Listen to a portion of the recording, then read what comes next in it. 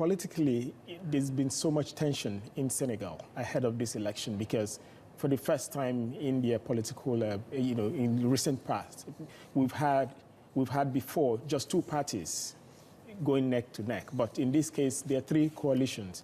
The president, the mayor of Dakar, who is hugely popular, and the former president, Abdoulaye Wade, all looking for the majority because the majority in parliament will go a long way in determining who emerges as president in 2019. Abdoulaye Wade was in power between 2000 and 2012. He was forced out by street protests following allegations of corruption.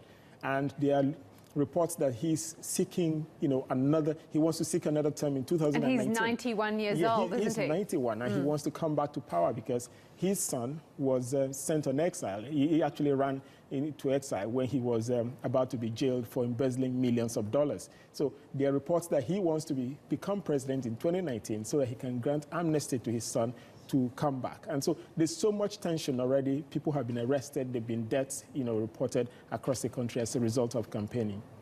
Can you put this in a bit of context for us? What does it mean for the region? Because geographically, Senegal is in a very important position, isn't it? Senegal is seen as the big brother of Francophone Africa.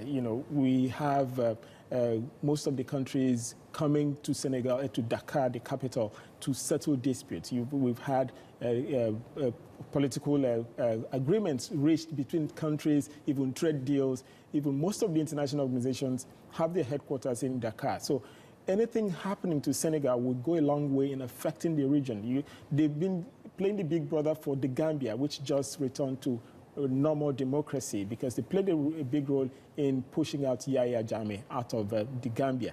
And now, if anything happens to Senegal, where will these people run to? You have Mali just at the edge, sharing border with them. Mali is in crisis. And if Senegal should also plunge into a crisis, it's going to be a big, big problem for that, for that arm of West Africa. And so there's people are actually hoping that things will turn out nicely and there won't be further escalation of violence around that region. You say if anything happens in Senegal, what is the likelihood of this turning into a crisis, of us seeing violence there? Well, there are predictions that this might turn violent because even before today's election, during campaigns, we've had cases where opposition supporters were beaten, arrested. The mayor of Dakar, who I mentioned, is hugely popular, is in detention as we speak because he's been accused of corruption, of embezzling about $2.5 billion. So he's in, the supporters are not happy. Abdoulaye Wade said supporters are saying that they are not happy with Macky Sall, President Macky Sall's government. And so there have been clashes, street clashes. Even recently, there was a clash at the stadium during a football match, which led to the death of 8 people.